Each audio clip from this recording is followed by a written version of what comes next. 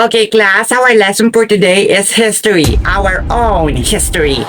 Nakaka-boring naman yung klase. Gusto ko nang umuwi. Kakastart lang talaga ng klase. Gusto mo nang umuwi? Siyempre naman, yan kaya mga gawaing tamad. Wow, ang galing naman. Gusto ko rin maging katulad mo. Gusto mo? Sundan mo lang ako. Okay. Tama ba? Oo, tama Pwede ba yan. tumahimik kayo dyan? Nakikinig yung tao rito, oh. At anong karapatan mong sabihan kami tumahimik? Apat ang mata, ha? Anong sabi mo? Gusto mong gawin ko isa yung mata mo? Ang ingay naman ng mga batang yun. Nakakainis. Okay, class, ang history ng Pilipinas ay importante. Sweetie, kamusta naman yung bangs ko? Okay pa ba?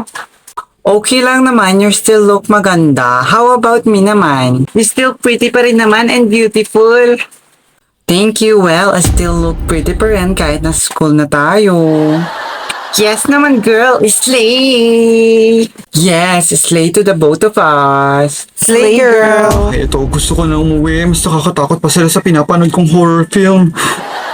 Hindi talaga sila nakikinig. Kalma, kalma. Inhale. Exhale. Okay, class, our lesson is... Noong nakaraang taon, hindi ako nakikinig. Pero ngayong taon, makikinig na ako. Talaga? Pwes, susuportahan kita sa gagawin mo. Talaga, Luna? Totoo ba yan? Oo, para saan naman nung naging magkaibigan tayo? Di ba, Sky? Nako, tulog na siya. Hindi! Isa kang traidor! Sinong traidor? Kala ko pa naman magkaibigan tayo. Oo nga, isa kang traidor. Anong ginawa ko? Hindi talaga sila nakikinig. Kalma, kalma. Inhale, exhale. Ay, te, ano palang gusto mong kulay? Pink or red? It's so hard to choose pero all naman bagay sa akin, right? Tapos ito, uuwi na talaga ako. Hindi ko na talaga sila kaya. Makikinig ako, makikinig ako.